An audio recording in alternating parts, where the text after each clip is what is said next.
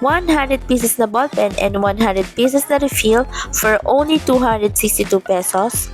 Yes naman, meron talaga niyan. Akala ko rin nung una hindi totoo, pero nung binigyan niya ako ng free sample ng seller ng office gear, aba, talaga nagulat ako sa dami ng ballpen. At nung nag-unbox nga ako, nagulat din ako kasi nga, napakarami pala talaga. Kasi 100 pieces nga na ballpen. Tapos ang ginawa ko nga, binilang ko lahat yan kung talagang totoo nga na tago 100 pieces talaga yan, pati yung refill niya. At imaginein mo naman 262 pesos. Pag kinompute mo yun at dinivide mo yun sa 100 pieces na ballpen, magkano na? 2 pesos lang. Tapos may refill pa. Di parang pumapatak lang na piso yung isa. Diba? Sobrang mura na niyan para sa ganyang karaming ballpen at refill.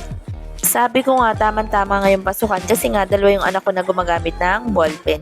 Siyempre, tinesting ko din kung maganda yung sulat at yun naman nga, maganda naman nga ding isulat at malinaw siya. Para rin siya mga gel pen. At ilalagay ko nga sa description box at comment kung paano maka-order niyan sa TikTok shop. Salamat!